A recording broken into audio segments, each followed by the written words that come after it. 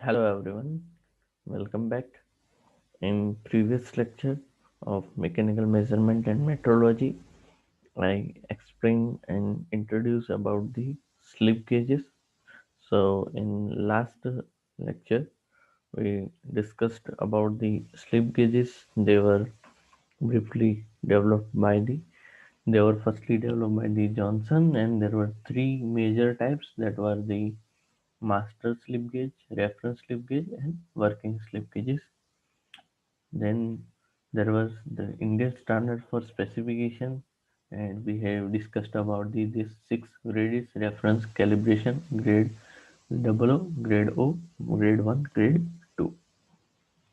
Then also discussed about the available sets of slip gauges and material for gauge blocks. Now, to start off with today's lecture, we will discuss the manufacturing of slip gauges.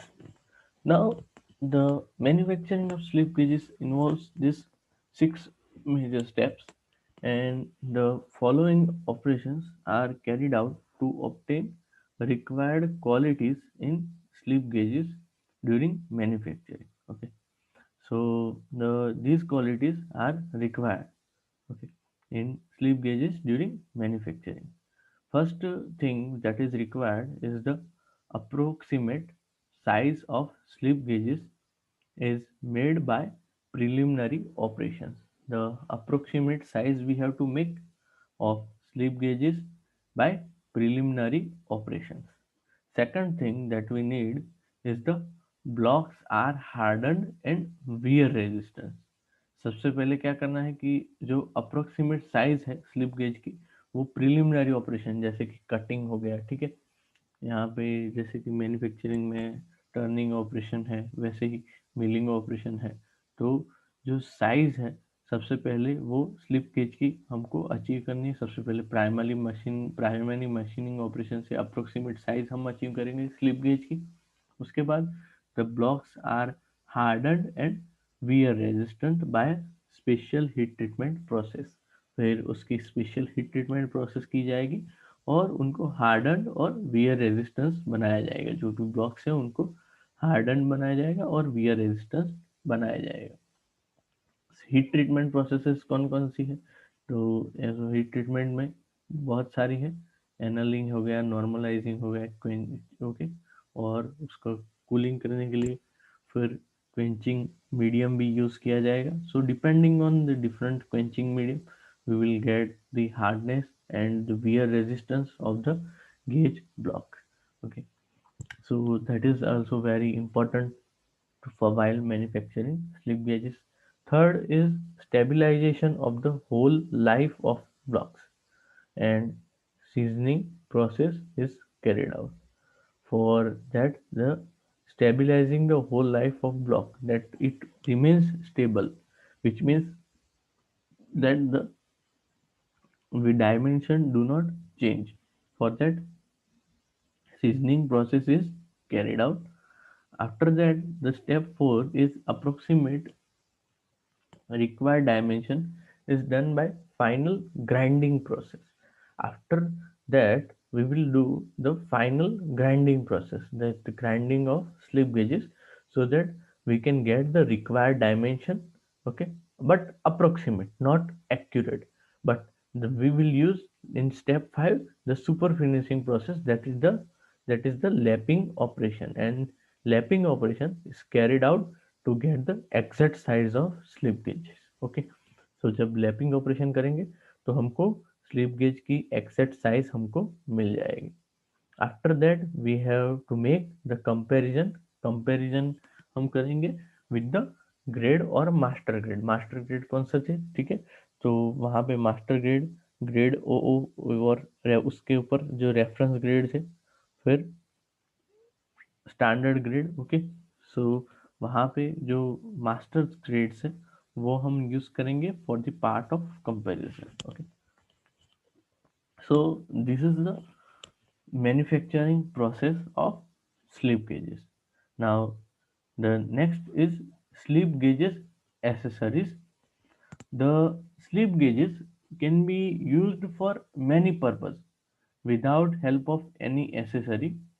However, the application of slip gauge can be increased by providing accessories to the slip gauges.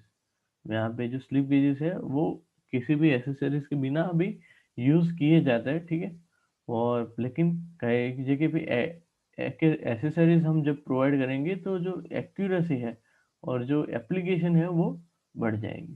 तो यहाँ पे तीन type की accessories जो है वो slip gauge में majorly use होती है। First one is the measuring जो जो मेजरिंग जो है it is available in two design specially made for internal and external features. जो भी यहाँ पे इंटरनल फीचर्स है और एक्सटर्नल फीचर्स है वो अगर हमको मेजर करने हैं तो स्पेसिफिकली उसके लिए मेजरिंग जो हमने जैसे वर्नियर के अंदर देखे थे इंटरनल मेजरिंग जो एक्सटर्नल मेजरिंग जो, वैसे ही it is available in two design specially made for internal and external features. Second thing is scriber and center point. It is mainly formed for marking purpose. अभी जो भी जैसे कि lathe machine है तो वहाँ पे जो सेंटर लेथ का सेंटर होगा, वैसे ही यहाँ पे जब मेजरमेंट करना होगा तो जो सेंटर पॉइंट हमको मार्क करने के लिए सेंटर होगा या फिर स्क्राइबर होगा।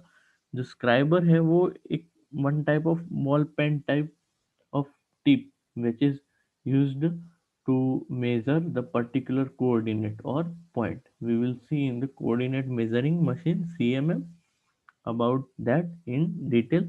But here remember that the scriber is used for marking purpose or the center point is used for the marking purpose. Third thing which is the holder and base. Now holder is nothing but a holding device used to hold combination of slip gauges। यहाँ पे holder जो होगे, अगर बहुत ही सारे number of slip gauges को हमको stack में रखना है, ठीक है, और उनको होल्ड करना है और वो गिर ना जाए तो वहाँ पे होल्डर या फिर बेस की रिक्वायरमेंट होगी। अभी जो बेस है, base is designed for mounting the holder rigidly on its surface. जो होल्डर है उसको भी माउंट करने के लिए बेस की डिजाइन की जाती है ताकि वो रिजिडली उसको होल्ड कर सकती। It is made of robust construction and designed such that it remains stable when used with longest size holder। So यहाँ पे उसकी डिजाइन कैसे की जाए, रबिश डिजाइन होगी and such that it remains stable when used with longest size holder. So जब longest size holder के साथ वो यूज होगा तो वो रबिश रहेगा और उसके डिजाइन भी स्टेबल रहेगी। So this is about slip gauges accessories। Next very important, that is the bringing of slip gauges। Bringing is a phenomenon. It is type of phenomenon that is achieved by the super finishing achieved in the gauge blocks. So if two slip gauges are brung together to each other as shown in figure and considerably pull if required to break the wing, considerable pull is required to wring the break. Wringing यहाँ पे दो type की है। First one is the parallel wringing and second one is the this perpendicular और oblique wringing. यहाँ पे सबसे पहले क्या है, जो जहाँ पैरेलल ब्रिंगिंग है तो जो दो स्लीप गेजेस है एक के ऊपर एक यहाँ पे स्लाइड करेंगे तो वो इजीली ब्रिंग हो जाएगा, मतलब चिपक जाएगा। और दूसरा जो है यहाँ पे हॉरिजॉन्टल स्लाइड कर सकते हैं और उसके बाद जब ट्विस्ट करेंगे तो वो ब्रिंग हो जाएगा। सबसे पहले यहाँ पे वर्टिकल स्लाइड करना है, फिर हॉरिजॉन्टल स्लाइड करना है, उसके बाद उसको जब ट्विस्ट करेंगे तो वो चिपक जाएगा। दिस फिनोमिनन ऑफ ब्रिंगिंग अगर्स due to molecular adhesion between a liquid film not more than 6 to 7 microns thick and matching surface। There is a liquid film and one liquid over here is used for molecular adhesion and the bringing phenomenon occurs between the matching parts। Sometimes no, we doesn't need any liquid as well. Because of the super finished surface, the molecules adhere to each other and bringing happens. This bringing process is used to build up desired dimensions over a range of sizes in specific increments. यहाँ पे जो bringing है, यहाँ पे जो process है वो किस लिए यूज होती है, ताकि हम जो डिजायर्ड डायमेंशन है वो अचीव कर सके, ठीक है, over a range of sizes in specific increment, जो भी स्पेसिफिक इंक्रीमेंट है उसमें हमको वो मिल सके. The success of ringing operation depends upon the surface finish and flatness of the blocks used and absence of dirt, grease, burrs and scratches. So हमारी जो ringing process है वो कितनी सक्सेसफुल है, वो किस पे डिपेंड करता है कि सरफेस फिनिश और फ्लैटनेस कितनी है ऑफ द ब्लॉक्स है, फिर जो यहाँ पे डर्ट्स नहीं है, फिर ग्रीस नहीं है, बर्स नहीं है, स्क्रैचेस नहीं है. When the slip gauges are correctly rung together, the error in total length is negligible. So यहाँ पे जब भी जो स्लीप गेजेस है उनको करेक्टली रंग किया जाएगा तो वहाँ पे एरर जो है वो नेग्लिजिबल हो जाएगी. Let us look at the applications of slip gauges. Now, applications involves that they are used in check the accuracy of vernier, micrometer and other measuring instrument. Other measuring instrument.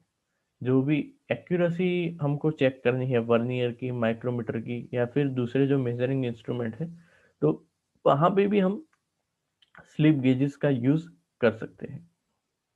They are used to set the comparator to a specific dimension. उसके बाद जो comparators होते हैं, ठीक है, उनको specific dimension पे set करने के लिए भी स्लीप गेजेस का हम यूज कर सकते हैं. जो भी कंपेरेटर है, न्यूमेरिकल कंपेरेटर है, ऑप्टिकल कंपेरेटर है, ठीक है, और वो जो कंपेरेटर्स है उनको जो मैकेनिकल कंपेरेटर हो गया, ऑप्टिकल कंपेरेटर हो गया, ठीक है, उन सबको स्पेसिफिक डायमेंशन पे सेट करने के लिए भी स्लिप गेजेस हम यूज कर सकते हैं. They are used for direct precision measurement where the accuracy of workpiece is important. जहाँ पे accuracy precision जहाँ पे important होगा वहाँ पे डायरेक्ट प्रिसीजन मेजरमेंट के लिए भी हम स्लिप गेजेस का यूज कर सकते हैं, जहाँ पे वर्कपीस की एक्यूरेसी बहुत ही ज़्यादा इंपॉर्टेंट है मेजर करने की. फिर उसके अलावा they are frequently used with the sine bar to measure the angle of workpiece. Free sine bar की जो साइन बार अभी हम आगे नेक्स्ट एंगल ऑफ मेजरमेंट में देखेंगे कि जब भी हमको कोई स्पेसिफिक हाइट पे एंगल मेजर करना है, ठीक है, कोई भी एंगल मेजर करने के लिए साइन बार यूज होता है. तो साइन बार को अगर स्टेक करना है, ठीक है, at an angle particular angle, तो वहां पे भी स्लिप गेज बहुत ही इंपॉर्टेंट रोल प्ले करता है. They can be used to check the gap between parallel location. कोई parallel locations है, उन दोनों के बीच की गैप कितनी है वो अगर चेक करना है तो वो भी हम चेक कर सकते हैं with the help of slip gauges. Next, calibration of slip gauges.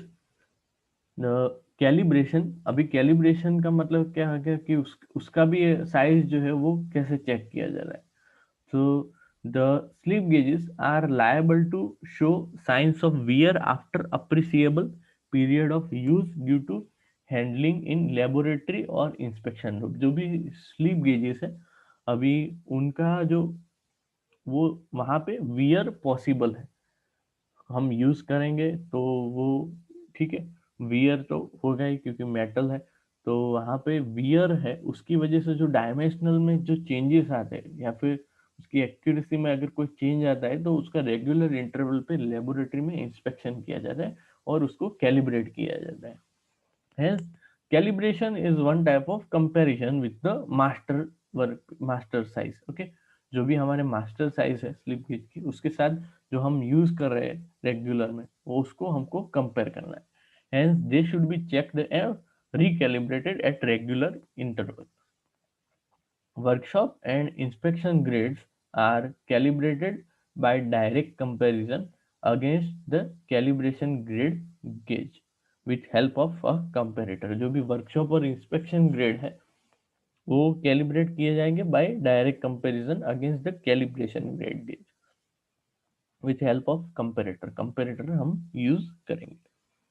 A variety of comparators are available, such as mechanical comparator, optical, and pneumatic comparator. As I earlier also said, that there are these types of comparators. Eden-Rolt, Millennium comparator, and Brook-level comparator have been specially designed for slip gauges. जो यहाँ पे ये जो दोनों comparators हैं वो specially slip gauges को जो कैलिब्रेशन है और उसकी साइज जो है वो मेजर करने के लिए डिजाइन किए गए हैं। Various forms of interferometers and optical flats are applicable to measuring gauge blocks flatness। जो गेज ब्लॉक की फ्लैटनेस मेजर करने के लिए वहां पे इंटरफेरोमीटर और ऑप्टिकल फ्लैट्स भी यूज किए जाते हैं। Interferometers are optical instrument used for measuring the flatness and determining the length of slip gauges by direct reference to wavelength of light। So जो ऑप्टिकल मेजरिंग इंस्ट्रूमेंट हो गए वो light का source use करते हैं मेजरमेंट के लिए। तो जो भी इंटरफेरोमीटर्स है वो डायरेक्टली लेंथ वेवलेंथ स्टैंडर्ड्स को प्रिफर करेंगे for the measurement of length of slip gauges. Then the parallelism between the faces of gauge block can be measured in two ways with the interferometry or electromechanical gauge block comparator। So with this interferometry or electromechanical gauge block comparator can be used for measuring the parallelism between two faces, whether the two faces of the slip gauges are parallel or not। So this is the it about the slip gauges, and we will end today's lecture. Thank you very much for listening me carefully. Have a nice day.